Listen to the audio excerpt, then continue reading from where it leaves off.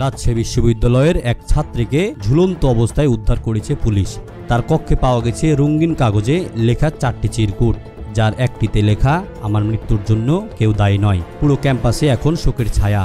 বুধবার সকালে রাজশাহী বিশ্ববিদ্যালয়ের সংলগ্ন মির্জাপুর এলাকার ইসলাম টাওয়ারের 7 তলার একটি ফ্ল্যাটে এই হৃদয় বিদারক ঘটনাটি ঘটে। ফ্ল্যাটের ভিতরে বৈদ্যুতিক পাখার সঙ্গে ঝুলছিল ওই ছাত্রীর নিথর দেহ। নিহত ছাত্রের নাম সোনিয়া সুলতানা, বয়স 24 বছর। তিনি রাজশাহী বিশ্ববিদ্যালয়ের শিক্ষা ও গবেষণা ইনস্টিটিউটের 2019-20 সেশনে 67তম ব্যাচ শিক্ষার্থী ছিলেন। পরিবারের সঙ্গে ওই ফ্ল্যাটেই থাকতেন তিনি। তার বাবা একজন অবসরপ্রাপ্ত সরকারি কর্মচারী।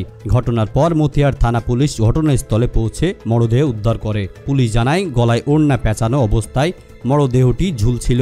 প্রাথমিকভাবে এটি আত্মহত্যা বলে ধারণা করা হচ্ছে। মতিহার থানার ওসি আব্দুল মালেক বলেন, সোনিয়ার 4টি চিরকুট লিখে গেছে। পরিবারও ময়না তদন্ত না করার আবেদন করেছে, তাই দাফনের অনুমতি দেওয়া হয়েছে।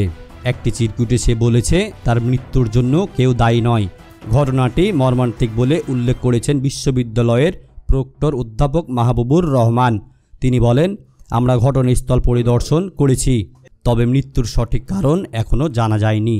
পুলিশও আমাদের কিছু জানাতে পারেননি। তদন্ত শেষে জানা যাবে পুরো বিষয়টি। একজন শিক্ষার্থী এমন মর্মান্তিক মৃত্যুতে রাজশাহী বিশ্ববিদ্যালয় জুড়ে নেমে এসেছে গভীর শোক।